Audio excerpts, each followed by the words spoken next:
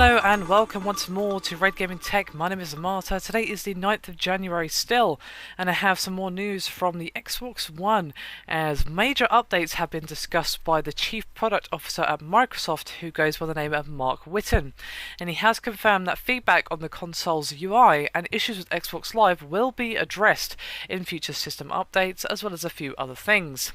Now, this does come from an interview with Engadget, and he acknowledged complaints issued at the Xbox One interface. And he said, quote, "The feedback we've gotten is pretty valid. Some of the social stuff is hidden or harder to use than it was on the Xbox 360. So you're going to see us come out with an update where, well, we're going to fix those things. As a person who's been pretty involved in building Xbox Live for the last decade, I take it pretty seriously when people say it's harder to get into a party and the defaults aren't right and I don't like the model. So what I'm trying to do with the team is kind of theme some stuff up, like take an update and really go through a big list of what we're hearing from customers, what we know is broken with the architecture, areas that we want to improve or complete. I think there's a theme we really want to push on, that live experience."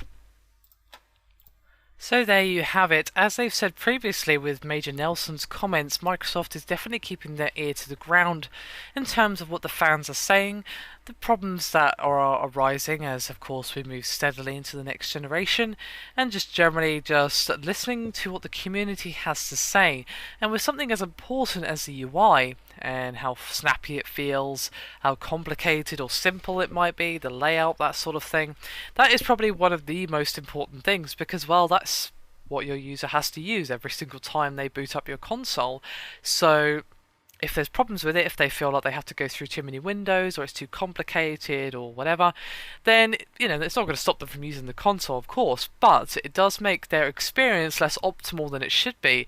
So, of course, Microsoft are going to take these complaints quite seriously. Of course, if one person just says, "Oh, I don't like green," or whatever, then obviously they're not going to listen to that. But when lots of people tell you, "Hey, it's too complicated to get into this," or "It's too confusing, the layout's weird and I don't like it," you know, then you might listen when lots of people tell you that and say, okay, we need to rethink the design. That's definitely a positive and healthy attitude from Microsoft. So, thumbs up there from me. I'd be curious to see some opinions actually on what you guys think they should add or change in terms of the user interface of the Xbox One.